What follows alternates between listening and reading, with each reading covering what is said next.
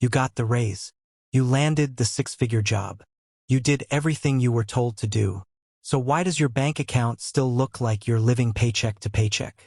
If that sounds familiar, stick around, because in the next 10 minutes, I'm going to break down the real reasons a good salary doesn't automatically mean good finances.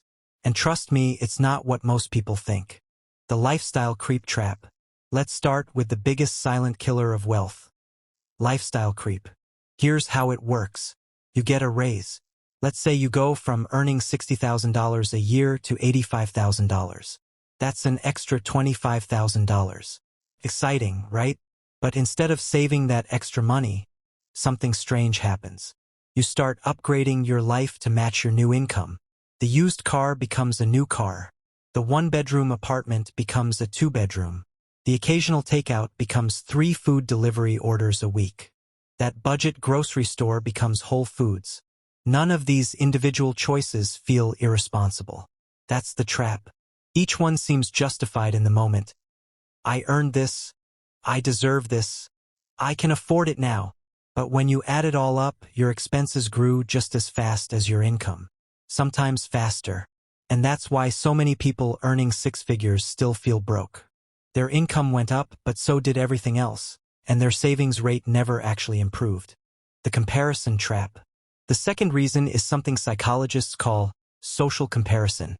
But online, it's on steroids. You see someone on Instagram with a nicer car. A coworker mentions their vacation to Cancun. Your neighbor gets a new kitchen renovation. And suddenly, your own financial decisions start being shaped not by your goals, but by what everyone else appears to be doing. The problem is, you're comparing your real financial life to other people's highlight reel. You don't see their credit card debt. You don't see the loan they took out for that car. You don't see the money problems behind the vacation photos. But your brain doesn't know that. It just registers. Everyone else has more, so I need more too. And that pressure quietly pushes people to spend money they don't have on things that don't actually make them happier long-term. No real budget, just a mental one. Here's something almost nobody talks about. Most people who earn good money don't actually have a real budget. They have a mental budget. They kind of know what they spend on rent. They kind of know what groceries cost. But they've never actually written it down, tracked it, or looked at where every single dollar goes. And when you don't track your spending, your brain fills in the gaps with wishful thinking. You assume you're saving more than you are. You assume that Starbucks habit is just a few dollars. You assume those subscriptions you forgot about aren't a big deal. But when people actually track every dollar for even 30 days, they're almost always shocked. Not because they're bad with money, but because tiny, invisible expenses add up in ways your brain simply doesn't calculate accurately in real time. The fix isn't complicated. It's just uncomfortable. You have to actually look. Debt feels invisible when income is high. Here's another reason. When you're earning well, debt feels less scary, which is exactly why it becomes more dangerous.